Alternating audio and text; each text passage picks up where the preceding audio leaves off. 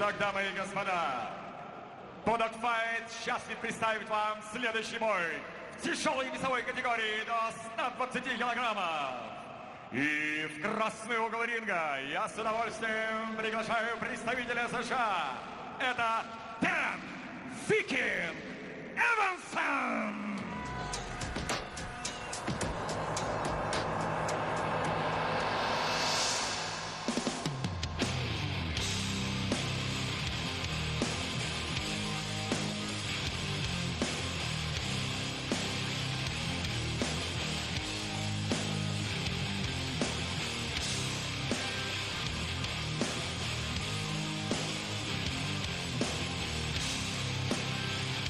Rashad's primary weapon away from him now. Peppering, solid right hands into the head of Rashad. And Rashad covering up feebly, not doing anything.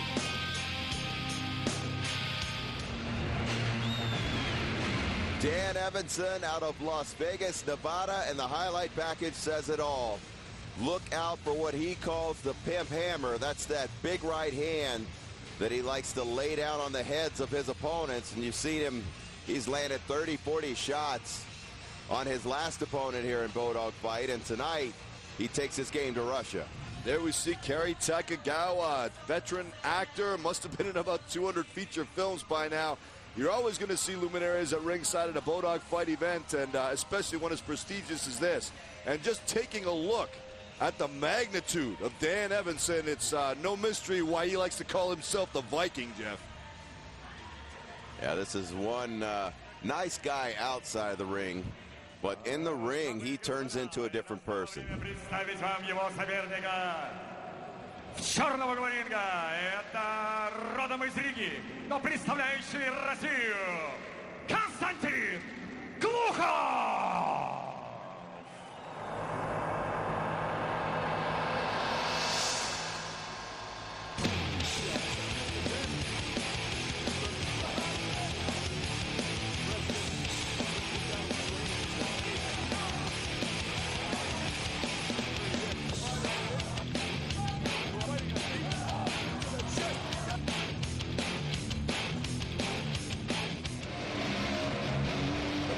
Konstantin Gluhov, something of an unknown commodity when he first made his appearance in BodogFight in Vancouver, British Columbia, Canada. But I'll tell you something, we found out what we were getting in one hell of a hurry. Locked up with Todd Gallenberg, and for the first time, made Gallenberg go outside his preferred discipline of striking. Brutally hard body kicks forced Gallenberg to go for the ground fight for the first time in this company. In a fight that was so crazy it actually spilled outside the ring at one point. Gluhov has the power, has the skill, and definitely comes to fight.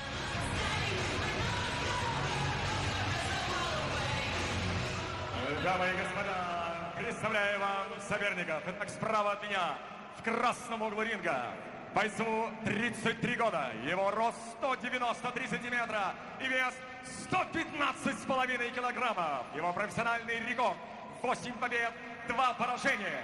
Мастер джиу-джитсу, кикбоксинга и муай-тая. Родом из Лас-Вегаса, США, Dan Evensen. Дамы и господа, счастлив представить вам его соперника в черном углу ринга. Итак, ему 27 лет, рост 188 сантиметров, вес 97 килограммов. Его профессиональный рекорд – 1 победа, 1 поражение. Но является чемпионом Европы 2005 года, чемпионом мира по версии Unified 2006 года, чемпионом мира по кикджитсу 2006 года, родом из Риги, но представляющий сегодня Россию Константин Глухов. Having seen both of these athletes' prior fights, I got to make mention of one thing, Jeff. Gluhov looks to have dropped 10 or 15 pounds at least, while Evensen looks like he's coming in a bit heavier than his normal fighting weight. Yeah, we referred to that fight with Todd Gallenberg. That was one of the best heavyweight fights I'd seen in a long, long time. And you see Gluhov is coming out pumping a little jab as well. Gluhov looking for the Muay Thai clinch, but that's a difficult thing to do on someone who's your height or taller, especially when they've got the power of the Viking, and Evensen simply bullying him into the corner and holding him pinned there. Now Gluhov being warned for rabbit punches, strikes to the back of the head, not allowed, and Evensen takes the body lock and spins Gluhov down to the ground. Gluhov landed in an odd position. Looked like it may have crunched his ankle there, but he seems to be fine right now. Looking for armbar. Look out. Nice escape from Evensen. Oh, up kick. Not sure if that was legal since Evensen's knees were on the ground. Yeah, it definitely wasn't legal as a kick, but perhaps the official ruled that it was a push, depending on how much impact there was with the face. The action has not stopped. None the worse for wear is the Viking as he steps over into the side mount position and keeps Gluhov stapled to the mat. Yeah, this is something we're not used to seeing Evensen do. He hasn't really been tested on the ground here in BodogFight. He's pretty much mauled his way through his opponents. And now we're seeing some of his ground game. Gluhov likes to open that guard up and look for submission. Look, guard pass coming up by Evensen. And another. Back to side mount position, and it does have to be said that Skipper Kelp comes from a boxing background, Skipper Kelp being Evensen's coach. So people often think that his fighters have a heavy striking bias, but they forget that everyone who trains the Skip also knows their thing on the ground, as Evensen's showing right now as he goes for a top wrist lock, also known as Americana, and Gluhov in trouble. Usually when the butt comes up off the ground, you start arching like that. That's a sign that that shoulder could pop at any time. Evensen lets it go. I like to call that one the big man submission. If you got a lot of muscle on your body, that's one that you could force into place, even if you're not in the perfect position to get it. But Evensen unsuccessful at this point. Gluhov managing to squirm free, but now Evensen stepping over to the full mount position. Just as I was about to say, he was cocking that leg back to throw it over. He does it. And we've seen Gluhov get dominated before, but I haven't seen anyone really put the pressure on him and finish him. He's very tough to beat. Yeah, Todd Gallenberg took him 3 hard rounds, and still it went to a decision. And same thing here, as 255 pounds of Viking squashing Gluhov into the canvas, but nonetheless squirming and fighting hard for a reversal. Looks like he may get a half guard. He does. Staying very active off his back is Gluhov. Evensen more methodical as he hunts for submissions and tries to pass the guard into the side mount position once again. Once again going for that top wrist lock, but Gluhov now takes the full guard. Yeah, Evensen looks a lot more patient in this fight. Not sure why, because usually he comes out like an aggressive pit bull, so to speak. I think maybe that extra smashing down with the pimp hammer you referred to, Jeff. But Gluhov takes it. Now, perhaps this patience is born of the extra weight that Evensen's carrying right now. I don't think he wants to start a breakneck pace at this point in the fight and then be suffering for it down the stretch. You can see some blood beginning to leak from the right temple of Gluhov. Doesn't look to be a particularly bad cut at this point, though. Yeah, Evensen looks to be a lot more controlled and in control in this fight than we've seen him in the past. Gluhov is a step up in opponents. I'm sure Evensen would even admit that. He's got a nice sit there. Oh, Gluhov trying to reverse him, what I like to call a canoe roll, getting the forearm across the waistband and just launching as hard as you can to get a big guy off of you. But no luck so far. Evensen definitely showing a lot of respect to Gluhov, being very careful from his dominant position, and I don't think anybody who watched that Gallenberg-Gluhov fight can fail to respect Gluhov as a dangerous opponent. And now once again the pimp hammers raining down on Gluhov as the first round comes to a close. Jeff, as our resident unofficial scorekeeper, how do you have that first round? Well, we take a look back here. Right now, as it stands, Evensen controlled the takedowns. He had a couple of guard passes, even ended up in the mount position. And pretty much, as I said, controlled this whole round. And at the end of the fight, dropping those pimp hammers again. Dan Evensen, 10-9 round for him. So with one round in the books, we get ready for round two between these two colossal athletes. We're talking about just shy of 500 pounds of mass in that ring doing battle. Gluhov lashes out with his first substantial kick of the fight. And that's the kicking game we saw that took Todd Gallenberg out of his game. Yeah, those are kicks that people say do not work in mixed martial arts, but I can assure you the right person throwing them like Gluhov can make them work. We've seen him do the spinning back kick, everything. Just because they're heavyweights doesn't mean they can't kick someone in the head. Nice leg kick from Evensen. And often you don't get the full impact of those kicks on television. When you hear them at ringside, man, it sounds like somebody taking a cricket bat against a side of beef. These guys are heavyweights, and they can do an incredible amount of damage with a single strike. Evensen with a left hook, and Gluhov retaliates with a kick. Evensen not looking as aggressive in this second round as he did in the first. No, Gluhov definitely taking charge on the feet in these opening moments of the second round. But Evensen lashing out with an overhand right and getting a body lock, looking once again, apparently, to take this fight to the ground.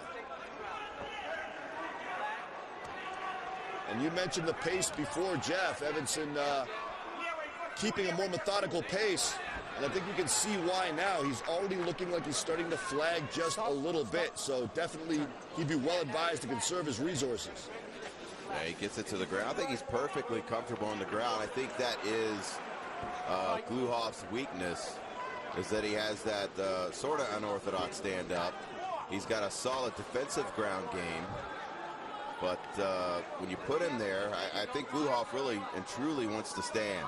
And Evensen is taking advantage of this situation with a guard pass once again. And going back again for that top wrist lock is Evensen, showing a very basic ground game, but very good at what he knows. Going for position, attacking for that one submission, and holding Gluhov down. Nothing fancy about the ground game of Dan the Viking Evensen, but a very effective one at the same time. And now, once again, stepping over to the full mount position, looking to slam home the punches, but Gluhov draws him in. You can almost see that mount coming, and Gluhov just seemingly lets him have it. Make them all count, Dan. Take your time. I think Carlos Diaz moments ago was warning Gluhov for punching to the back of the head. I don't even think Gluhov speaks a lick of English. Nice reversal, and somebody's cut. I was seeing a lot of blood there. I can't tell right now if it's coming out of Gluhov. No, it's coming from a gash directly between the eyes of Dan Evensen, and I couldn't tell you when that cut occurred, Jeff, but it looks like it might be a bad one. Yeah, I didn't see a significant shot that would warrant a laceration. Uh-oh, I think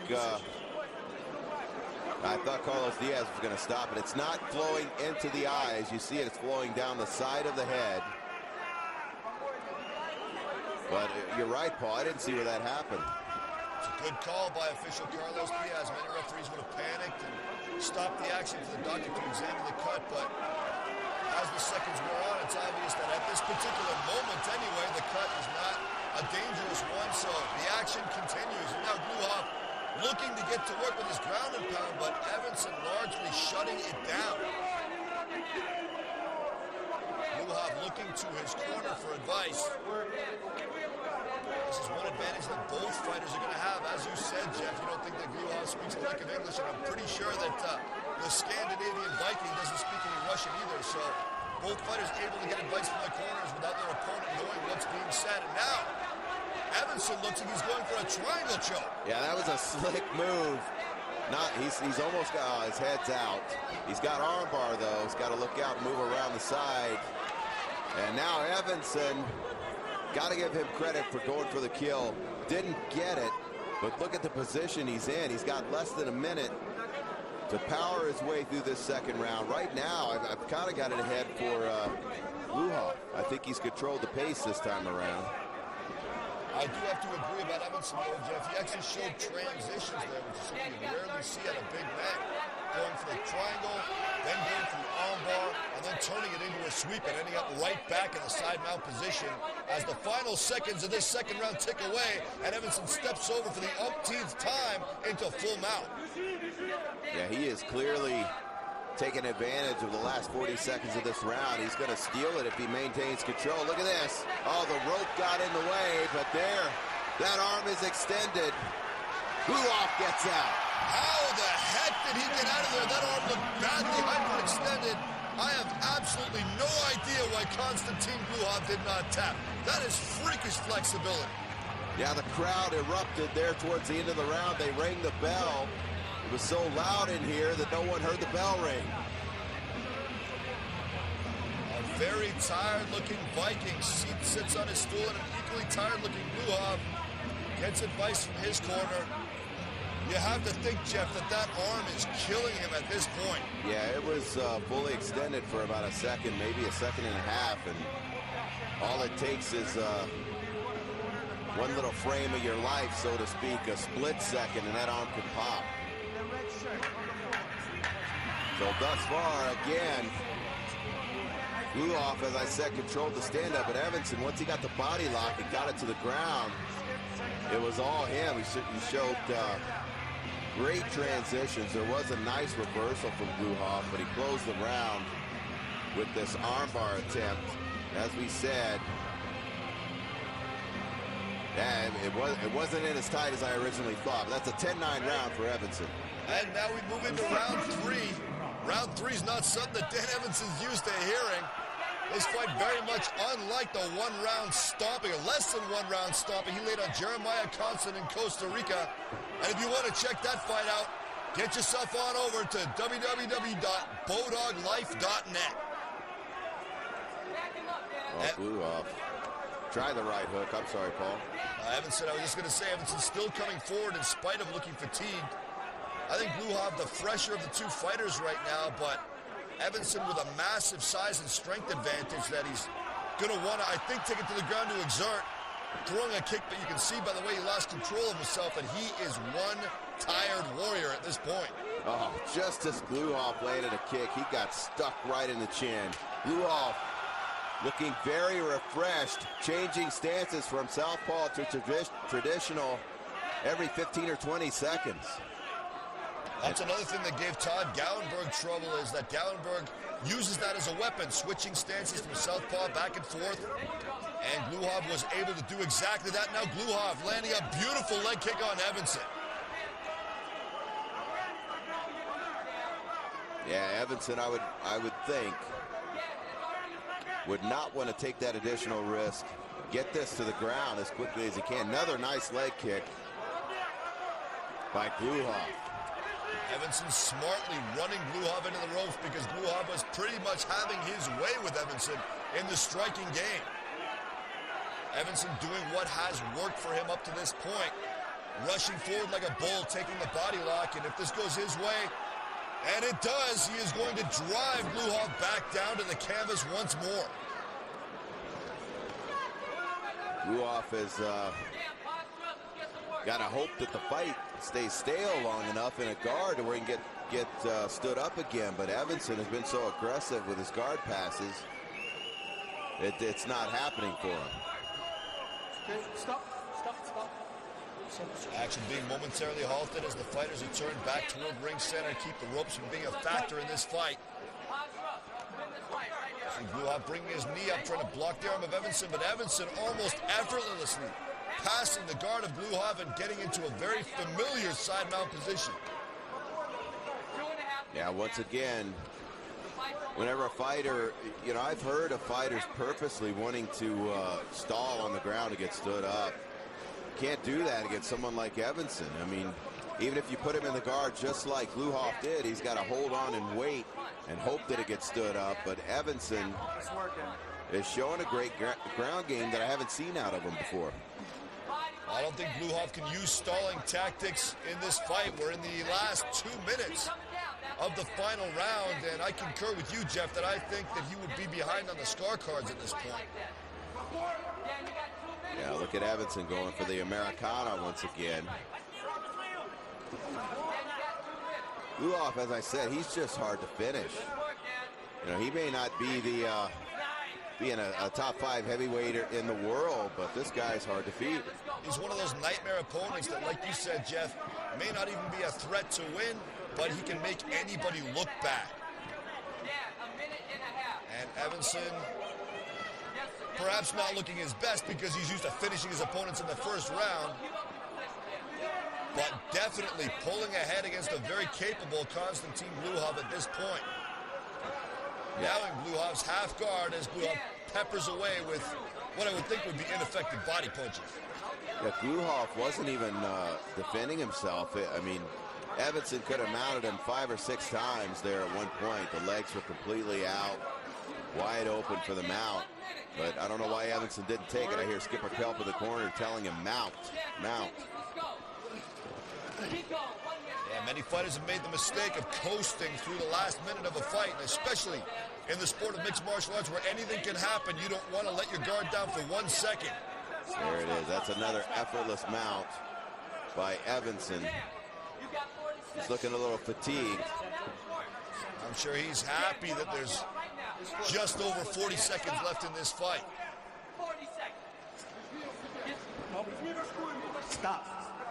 Yeah, he had one leg over Gluhov's leg. He wasn't fully past yet. Now Gluhov pushes the leg back through, gets half guard. 40 seconds left for Gluhov to do something.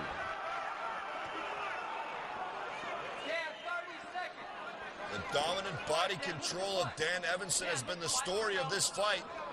And it looks to possibly be the way that we're going to close this fight out as Gluhov fights valiantly to get up off the canvas, but Evensen just not having it. Holding that side mount position in the waning seconds, and here we go again with the pimp hammer. Brutal hammer fist raining down on the body and head of Konstantin Gluhov as Dan the Viking Evensen puts his stamp on his opponent, and he hopes on the minds of the judges.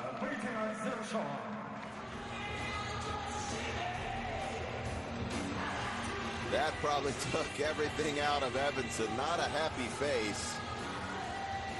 I think he'll be happy with the verdict after it's all said and done, though. Although you never can tell, Jeff, this is a situation of fighting a Russian in Russia. Now look at this. Gluhov starts to fight off with high kicks, but Evensen is ground game again. Just gets in dominant position and ends the match with the double hammers. That's a 10-9 round for him overall. 30-27 on my card for Dan the Viking Evensen. Yeah, I've never seen Evensen unleash the double hammers. I guess you call that the pimp jackhammer. And we are moments away from hearing the official verdict of the judges here in Moscow. Уважаемые дамы и господа, единогласным решением судей победу в этом поединке одержал Dan Viking Evensen. So it is as you called it, Jeff Osborne. Victory for the Viking. And receiving congratulations from his very sportsmanlike opponent, Dan Evensen elevates his record to 9-2 here in Moscow, Russia for BodogFight.